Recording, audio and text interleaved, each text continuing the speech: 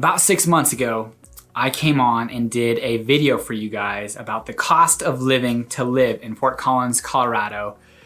And now, over the last 6 months, there's been such a changing of the market and dynamics. You hear the talks of housing bubbles, inflation, helicopter money, and yes, the cost of housing has gone like a rocket.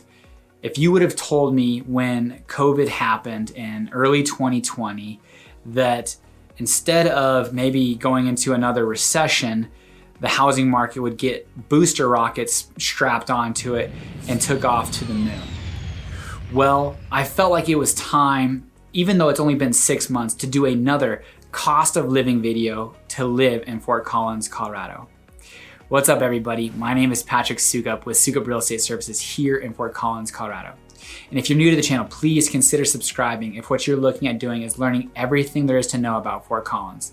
Living, eating, sleeping, playing, what it costs to live here. And if at the end of the video you've enjoyed the content, give it a thumbs up, comment, engage, maybe even share it.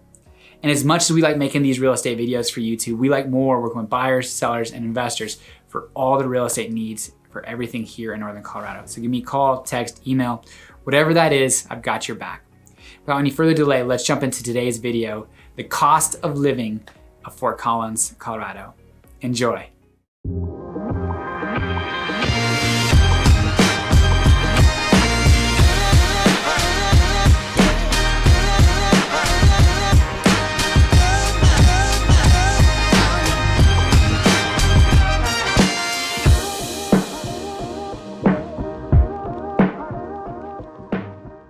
So let's start with the elephant in the room. The biggest factor of anybody's lives as far as expenses go. When you talk about what is healthy, you would think about 30 to 40% of your gross income given to the cost of housing. Well, I can tell you that the Fort Collins, the cost of living index, if you base it on 100 being the average for the United States, the cost of housing in Fort Collins is a 160. About 160. So you can, and it's the highest percent or the highest amount of our living expense here in Fort Collins. And when just 6 months ago, the median sales price was about $460,000. And as of last month, it was $515,000. We're talking over a 10% increase in just 6 months. And that ultimately is going to affect you immediately because the interest rates, which is one of the things that we were talking about all through 2020 as being a reason why the affordability of the housing market was still there. Well, the 3% that we had at the beginning of the year is still the same 3%, fortunately, that we have today. So when you consider buying a house, you're gonna probably put down anywhere from, on average, about 5%, upwards to 20% and higher if you want to avoid what's called private mortgage insurance. And putting down 5% to 20% is gonna give you a monthly mortgage of about $1,750 to $2,100. And then our property taxes, which after having removed the Gallagher Amendment, now are going to be set at 7.15% of the assessed value, which that's calculated based off of the mill rate. So that's kind of there is a video that I have for that if you wanna watch that, but it's gonna give you about $275 per month. And then from there, the cost of insurance is gonna be about $125 to $160 per month. And additionally, a lot of our single family houses here in Fort Collins do have an HOA. There are plenty of neighborhoods that don't. Anything pre-1980 will not have an HOA, or more than likely will not have an HOA if it's a single family detached home.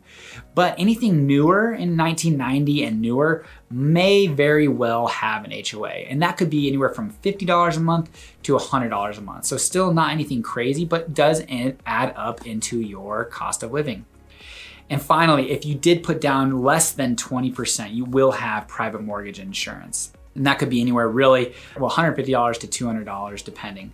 So when you put all of those numbers together and get your total monthly mortgage, so when you add all of that up, you're gonna see anywhere between $2,200 a month and $2,800 a month. Now, that $2,200 a month is attainable with the Fort Collins median income. Fort Collins median income is between $75,000 to $80,000 for a family. And at $2,200 a month, at about 35% of your gross income, that puts you right, on a level that makes sense, right around $75,000. So you actually are going to be able to afford that monthly mortgage. Now, if you're getting upwards to that $2,800 a month because you had to put less than 20% down, well, you are gonna start exceeding that 30% expense ratio for your gross income on a monthly basis. So definitely take that into consideration if you're buying a house. If you can put that 20% down, and yes, that's a big chunk of change, obviously, but if you can't, then you need to be making sure that you're making more than that $75,000 to $80,000 a month if you want to maintain that healthy payment for your mortgage. Now, one of the things that the lenders in the world are doing right now is they are very cautious about who they're lending to. So you don't necessarily have to do that calculation. Let them take that into consideration, and they'll give you what you can afford on a monthly mortgage and what your max loan amount is going to be. Now, if you can't buy a house and you need to rent, well, we are actually now seeing an increase in rental demand as well. And I feel like it's going to be something that even could increase more. With the amount of mortgage applications that have decreased in the recent months, there are going to be more buyers because maybe they have been priced out of, or more renters because they've been priced out of buying a home. That's gonna put more pressure on rental rates, which we have already seen increase by about 6% on a single family home over the last 6 months. So we used to be at about $600 per bedroom. I think that could be about, $640 to $700 depending, and higher depending on the area and the quality of finish. So if you're looking at renting a property, a 4-bedroom, 2-bath, could be anywhere between $1,900 to $2,100 depending, but take that kind of price per bedroom into consideration. Really could be $650 to $700 per bedroom at this point here in Fort Collins. It probably is not going to exceed too much more than that on a 4-bedroom. I would say $2,500 is something that you could expect on a 4-bedroom, but it just depends on the quality of finish. Now, the great thing about renter's insurance is you don't have to worry about property taxes or insurance, but you should probably carry renter's insurance, which could be really anywhere between $100 and $200 a year, depending on how much personal property you want to cover, and if you have auto insurance with that insurance company. And whether you're renting or buying, you're gonna have some ancillary costs on top of those fixed costs, whether it's renting or your principal and interest, taxes and insurance, and potentially private mortgage insurance, which are going to be your utilities, which in Fort Collins, you're gonna have electric, natural gas, water. And then also we live in a digital world, so you're gonna have to probably have internet. Well, our electric, water, wastewater, and stormwater are going to be on average about $175 to $185 per month. Now again, that's electric and water, so don't think that's just one or the other. And our natural gas is gonna average between $55 to $65 per month, with highs in the low 100s during the winter and lows of $20 to $40 in the summer, depending on if we have a late winter or early winter, depending on when fall gets going. And then our internet is really gonna be between $60 to $100. And what's really cool is recently Fort Collins passed a city municipal broadband fiber gigabyte speed to every house in Fort Collins. And you're gonna start at 1 gigabyte speed for $59. And now you can go up from there, add speed if you want, all the way up to $250 per month. So on top of your living expenses, you're gonna have utilities of electric, gas, and internet and water. And between those, you're gonna see the $175 to $185 for your electric and wastewater or water, $55 to $65 for gas, $60 to $100 for your internet. So those are some additional costs to live in your house. 2 changes that I didn't talk about in the last video, but I think are pretty important, especially with the demographic of people that are watching my videos. Generally speaking, they're about 30 to 50 years old, And in that demographic, a lot of us, well, we've got kids. I've got 2 of them. And something that you can expect to pay for is childcare. You can look at either part-time, full-time, in-home daycare, a nanny, or potentially even in-school type session daycare, a full-time daycare such as the Goddard School here in Fort Collins. And for a full-time in-person for the Goddard School is about $1,500 per month. We were paying about $500 per month per child for 3 full days, about 9 hours each day. And actually, just as of recently, we brought on a nanny just temporarily while we're in between 2 different daycares, and we're paying her $20 per hour for about 9 hours a day, 3 days a week. Gets pretty expensive. There's definitely some nice things about that, but here in Fort Collins, I would expect you could expect to pay about $35 to $55 per kid per day in home daycare, or $75 per day if you're looking for more of an educational based setting such as the Goddard School. And then again, if you are looking for a nanny, I would expect anywhere between $16 to $20 per hour for that childcare. Now, if you are living in Fort Collins, you are more than likely going to have to commute. So what does that mean? Gas. And from about 6 months ago, gas prices went from $2 to $2.50 to now $3.50 to $4.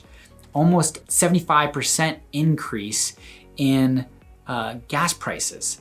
It's crazy. It's one of our biggest increases. Inflation has hit. One of those things are a lot of different things, but specifically housing and gas. And in Fort Collins, we absolutely are commuter community. I travel about 7 miles per day and drive a Ford F-150. I get about 15 miles per gallon. Don't kill me, don't hate me, I'm sorry, but it is something that I bought for my family for safety, security, and to travel up in the mountains. So not trying to ruin the earth for anybody, but definitely trying to have a good vehicle for my family. We get 15 miles per gallon, so I'm taking at least 1 gallon per day, probably a lot more because I'm showing property all the time. And at $3.50 per gallon to $4 per gallon for 87, not 85 fuel type, we are going to have about 12,000 miles per year in travel, which at 15 miles per gallon would be about $235 per month. Now, if you got a more gas efficient vehicle that's getting 30 miles per gallon, which is easily attainable these days, you could obviously cut that in half. So that's definitely going to be an expense that you're going to have here in Fort Collins. Now, if you wanted to focus on the platinum rated community that we are for our bike friendly community, or take the bus, or a combination of the two, you could pay for $150 annual bus fee. And I would say actually the city of Fort Collins, the bus routes are getting better. I'm seeing more and more bus stops. We are definitely moving or more cognizant towards people who want to ride the buses. And then in turn, again, we have over 280 miles worth of trails here in Fort Collins. And as I was telling you, from my house, in a previous video, from my house, I don't have to get on any busy roads to get all the way to Horsetooth Rock to do the dams. So we do a phenomenal job. And I would say, we have 300 days of sun. Yes, we're gonna have cold days. Anything above 40 degrees, a lot of people are riding. So you could get away with a bus pass and a bike if you really wanted to. Trust me, I've got plenty of people who watch these videos who are telling me that, hey, do away with the vehicle. You could do away with your vehicle insurance, which is an additional expense, cost of living. I would say expect anywhere from $50 to $75 per month, depending on the coverage, the liability limits, and whether it's comprehensive or just collision. You could do away with some of those expenses if you just got an annual pass of $155 and got yourself a bike. We're hitting all the major points. Cost of living, buying a house, $515,000 median sales price, the ancillary costs, utilities, what it's gonna cost you to drive to work, insurance to cover that vehicle, and one of the biggest things that I'm finding out with the family of 4 now is the price and cost of food.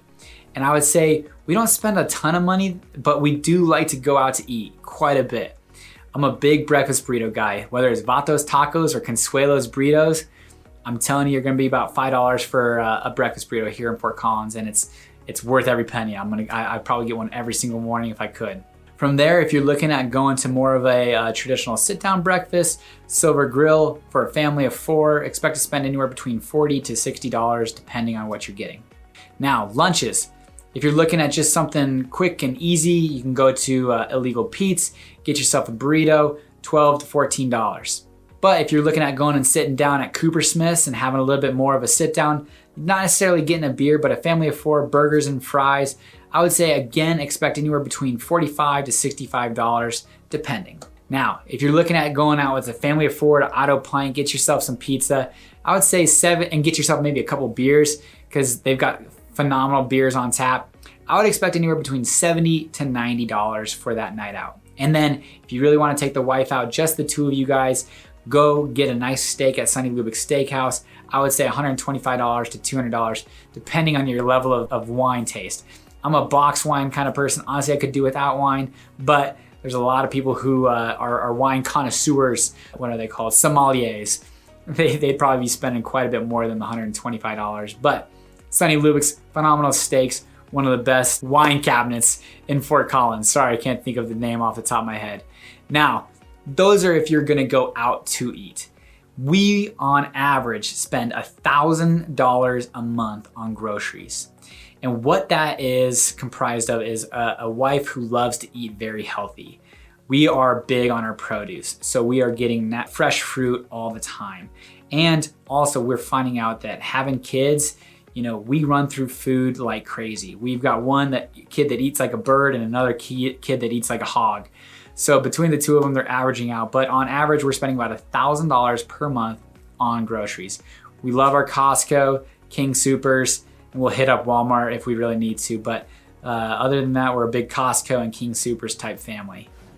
And finally, I would say the last 2 things are things that people don't necessarily like to talk about, but I think it's important because a lot of people are coming from different states, such as Texas and Florida, that have no state income tax.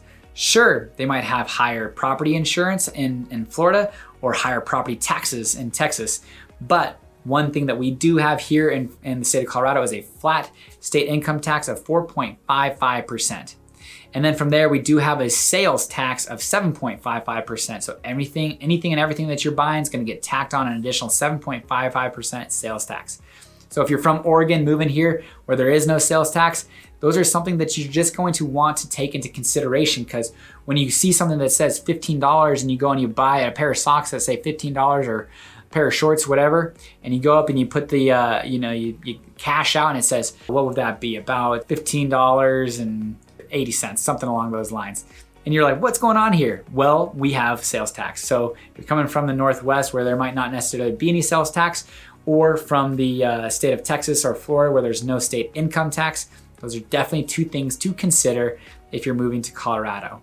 Now, that was a video that really was filled with a ton of numbers specific to Fort Collins when you're talking about groceries, going out to eat, the median price of a home, cost of insurance, property taxes. Again, if you haven't watched a video of mine about property taxes, go ahead, go watch it, see what you think, try to understand.